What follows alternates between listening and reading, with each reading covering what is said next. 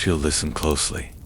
When darkness wraps the world and dreams begin to stir, you've arrived at the right place.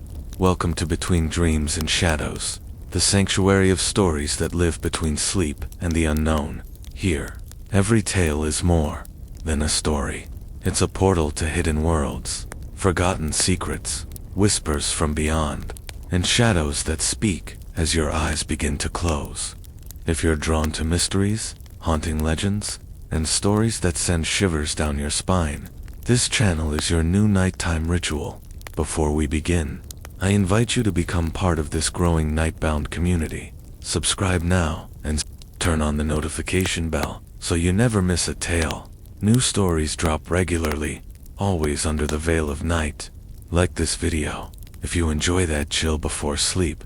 It helps this channel grow and lets me bring you deeper, darker stories. Drop a comment below.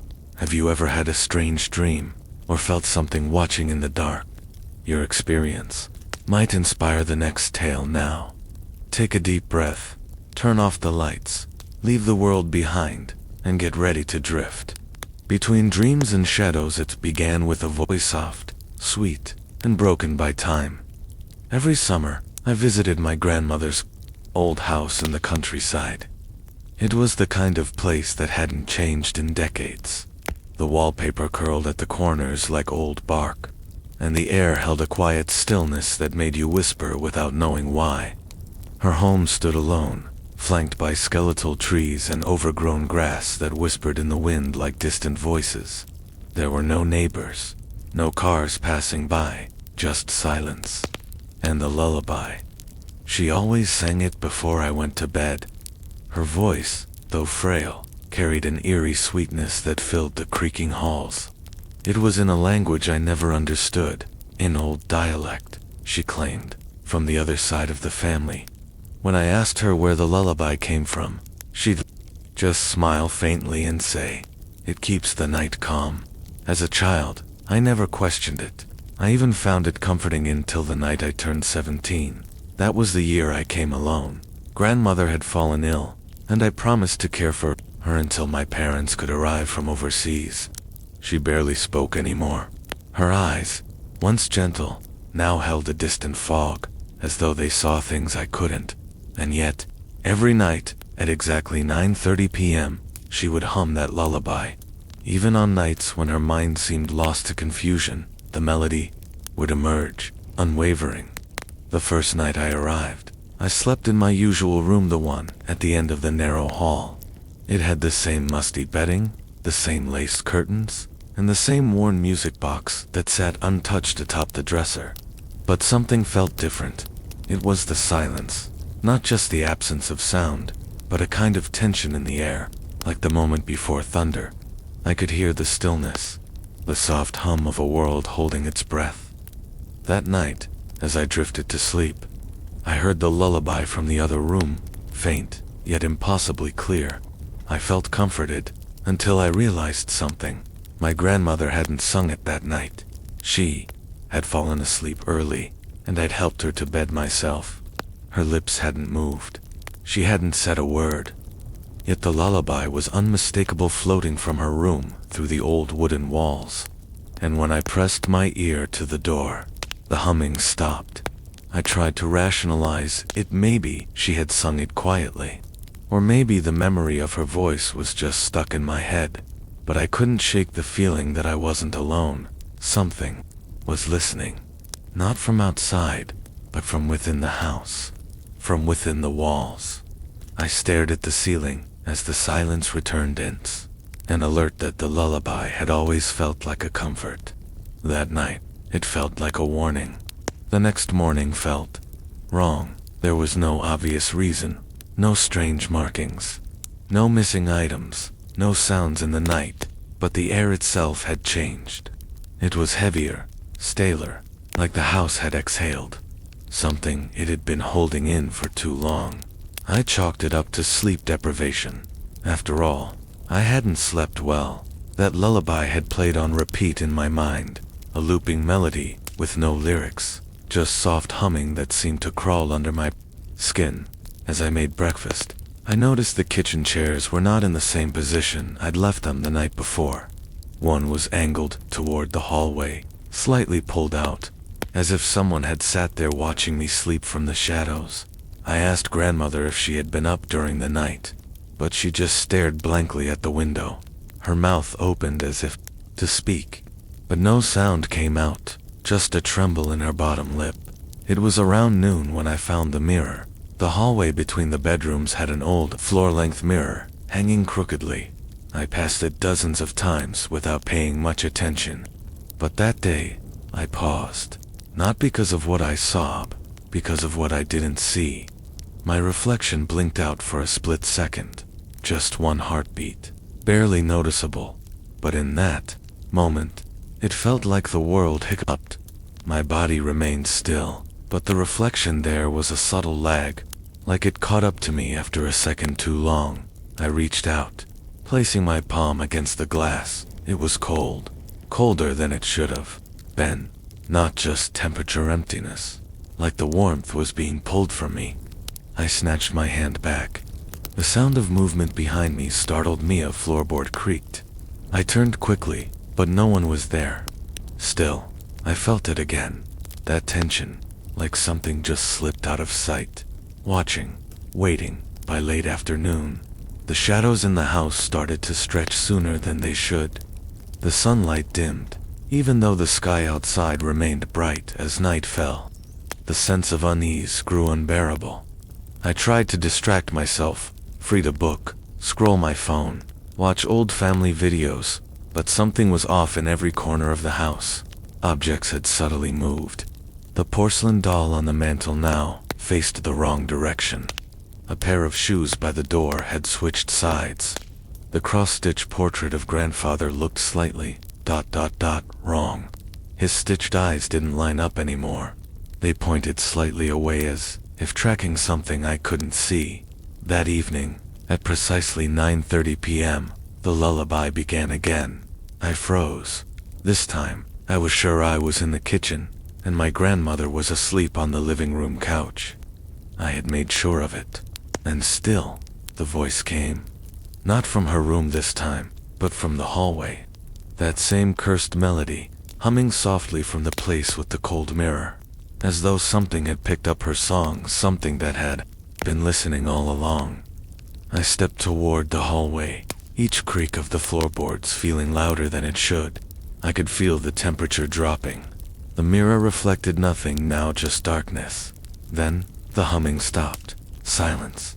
That same dense silence that made you feel deaf instead of just hearing nothing. And I swear, just before I turned to walk away, I saw something in the corner of the mirror. Not a shape, not a figure, just movement, like a ripple in the air. Like something exhaling slowly behind the glass. The following night, I didn't sleep. I couldn't. I kept the lights on in every room. The hallway lamp, the bathroom sconce, even the dusty reading light near the fireplace. I let them all burn through the night. But the light didn't feel safe. It just made the shadows sharper. Around 2:17 a.m., I heard it again. Not the lullaby, something else. A sound I shouldn't have heard.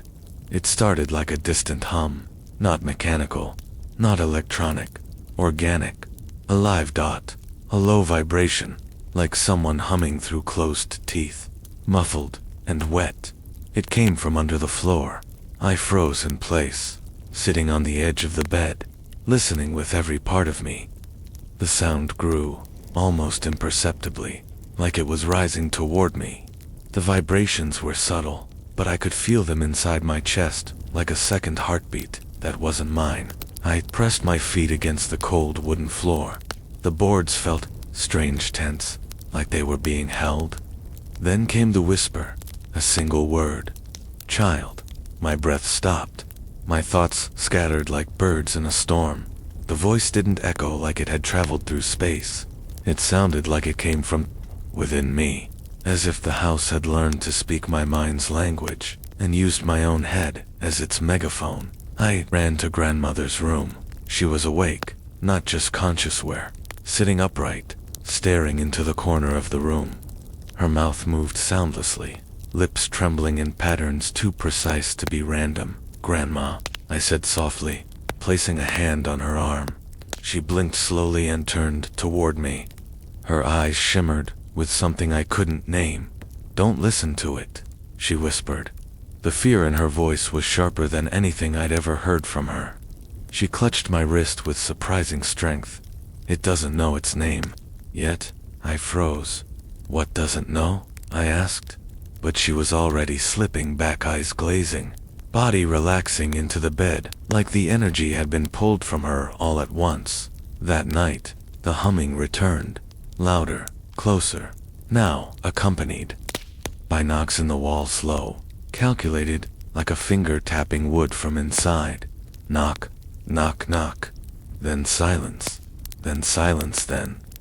From the cold mirror in the hallway, where I had draped a bedsheet the day before, heard the unmistakable sound of someone breathing, shallow, wet, rhythmic. As I approached it, the breathing stopped, but in the faint light, I saw something beneath the sheet, a bulge, subtle, but there, a presence not shaped like any human form, rounded, soft, slightly moving, like the fabric itself was breathing. I backed away, my heart in my throat. Then, the lullaby began again, not from the hallway, not from my grandmother's room, but from everywhere at once. It bled through the walls, seeped from the vents, echoed from the floorboards. The melody was rung now slower, stretched, almost curious, as if the song itself was watching me, a twisted reflection of comfort, no longer a lullaby to soothe sleep, but a summons, a beckoning. The house was learning my fear. I no longer pretended it was imagination. By the fourth night, denial had wilted. Whatever haunted the house was neither illusion nor hallucination. It was real. Not in the way physical objects are real, but in the way hunger is real, or dread, invisible, but undeniable, and it wanted to be seen. I began noticing change, just in the house, but in myself. I moved slower. My thoughts came in fragments. My reflection still flickered when I passed the hallway mirror, but now it did something worse. It smiled. Not always. Just once. The morning after the humming, I caught my own face lingering a moment too long in the mirror. My eyes staring back, my mouth curling slowly upward. And I wasn't smiling. It only lasted a breath. Then the image snapped back into place, perfectly synced. But something had borrowed my face and enjoyed it. That same day, I noticed things beginning to move more deliberately. The clock in the kitchen ticked backward for 7 minutes. The family portraits above the fireplace had changed. My grandfather's eyes were now shut in every one of them, though I remembered them open. The small wooden rocking horse in the guest room had turned to face the door, and when I turned it back, the next time I entered the room, it was gone. That evening, I returned to grandmother's bedside. She hadn't spoken again since her cryptic warning, but her lips still moved at night. Always the same pattern. A silent chant, or prayer, perhaps, or a word. I sat beside her, gently brushing her thin hair away from her face. "Grandma," I whispered. "What did you mean it doesn't know its name?" Her eyelids twitched. A single tear ran down her cheek. Then she said, it barely audible, "You must never answer it." A creaking sound pulled my attention toward the hallway. The mirror was no longer covered. I hadn't uncovered it. The sheet had been folded neatly at the base, as if someone had done it with care. And now, when I looked at the mirror, I saw it. Not a person, not a ghost. A presence. It had no face, no eyes, no mouth, no form to grasp. Just a smear of perception, like someone invisible had left a heat trail in the air. It shimmered in the glass like light passing through warped water. Its edges pulsed, softly, like breath. I stood frozen, and it leaned closer, though it did not move. I felt it lean, a pressure against my thoughts. And then I understood. It didn't need a face. It used mine. Every time I looked into the mirror, I gave it a little more of my shape, my image. My voice. It was mimicking me. I tore my eyes away, breath sharp and ragged. My legs shook as I stumbled back into grandmother's room. The lullaby began again. This time, it came from me. Not from my mouth, but from within my chest. A soft vibration, like a song being hummed by my bones. My throat didn't move. My lips didn't part. But the melody resonated in me, as if the house had tuned me like an instrument. Grandmother opened her eyes. For the first time in days, they were full of terror. She whispered, "Don't let it finish the song." That night, I locked the mirror room. It didn't matter. Every lock in the house seemed weaker than before, less like mechanisms, and more like suggestions. The door creaked open on its own twice before midnight, even after I jammed a chair under the handle. And each time, I'd find the hallway light turned off, even though I'd left it on. The air smelled different now, not of dust or age but of something buried, like dirt, wet wood, and something metallic, faintly sweet and rotting. At 9:30 p.m., the lullaby began again, but now, there was something underneath the melody's second voice, lower, barely audible. It didn't hum, it muttered. I strained to hear it. It wasn't words. Not yet. But it was learning. I fled to the attic, in a panic. It was the only place I hadn't explored since arriving. Perhaps I was desperate for logic, some dusty object that would explain the madness. Some hidden relic behind all this. Instead, I found drawings, hundreds of them. Torn notebook pages, old parchment, even napkins, all pinned to the attic walls. Each bore the same face, mine but wrong. Each sketch was me in some fragmented forms too wide, mouth stitched shut, or mouth gaping open without eyes at all. Some were aged, some younger, some looked drawn from angles I could never see of myself. One in particular chilled me. It was me, lying in bed, eyes closed, and standing in the doorway was a tall figure, faceless, gently humming a lullaby. A date was scribbled beneath the sketch. Tomorrow's date. I backed away, heart hammering, when my foot nudged something soft. It was a small, cloth-bound book, faded, bound in leather, nearly falling apart. Inside were handwritten notes, my grandmother's handwriting. The lullaby came to my mother, too. Always on the seventh night. It chooses someone who listens, someone who doesn't look away. It hums itself into their soul. If it finishes the song, the name is remembered. And once it remembers its name, it becomes real. I sat there, trembling. The thing wasn't haunting. Usit was forming through us, shaping itself piece by piece, using our thoughts, our fear, our reflections. The lullaby was not a melody, it was a ritual, and I had been humming it without realizing. That was the unspoken warning, never let the song finish. I stumbled back down the stairs, clutching the book to my chest, the drawings still flashing in my mind. Every step echoed louder than the last. The shadows in the hallway no longer waited, they moved.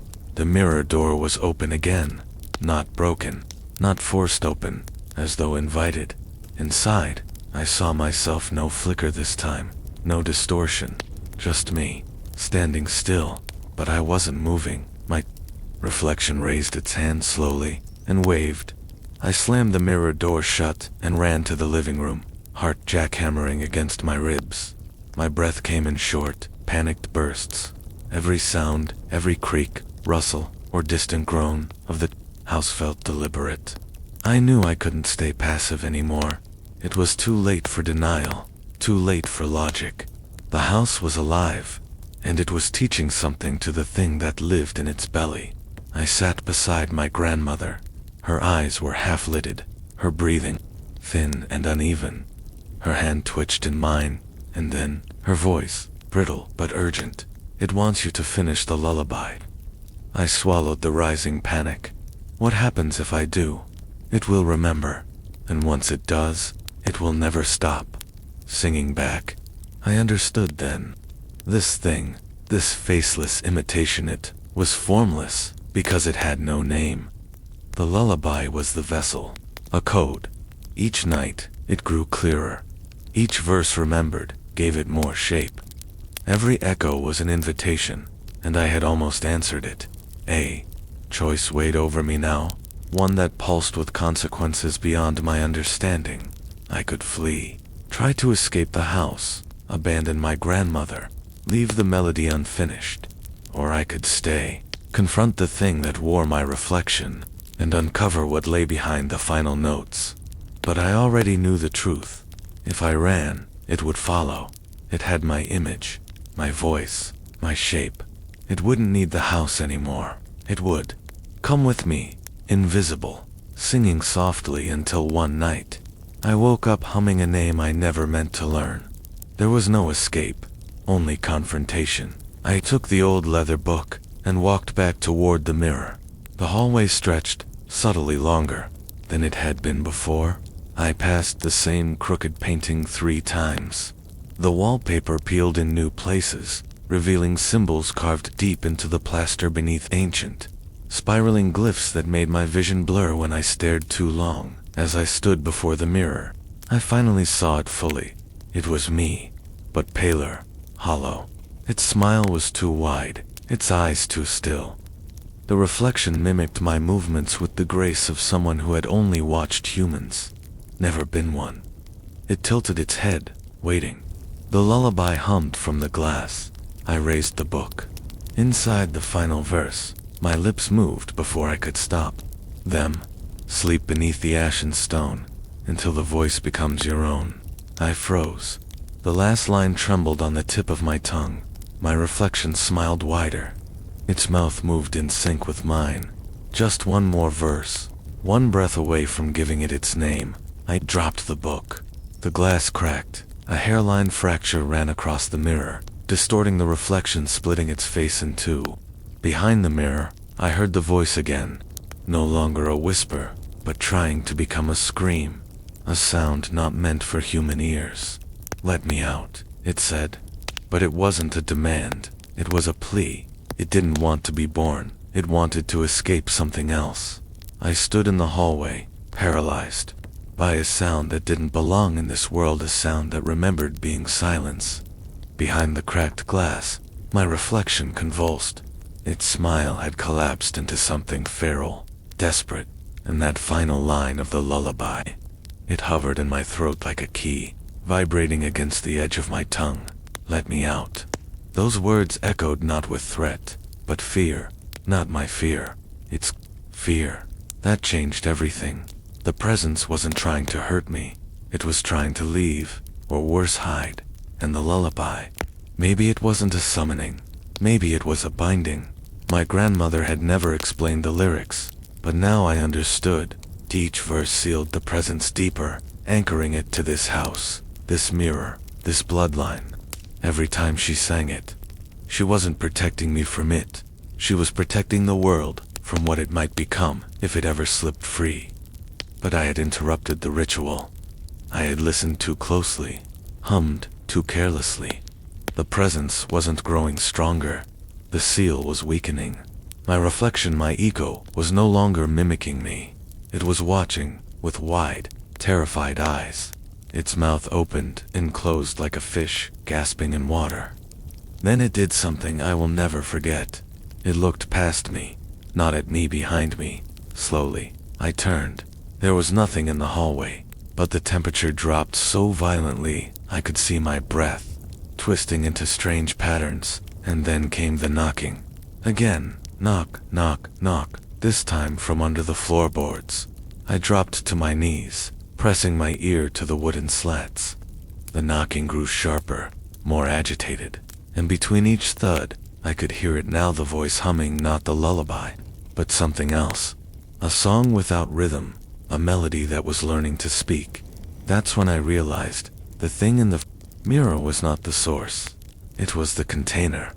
Something far older, far hungrier, was coming through. And the lullaby wasn't meant to keep it asleep. It was meant to keep it trapped inside the faceless copy of me. If I finished the song, the vessel would break. I stumbled backward, heart cracking in my chest like thunder. The walls began to tremble softly, as if the entire house was breathing with it now.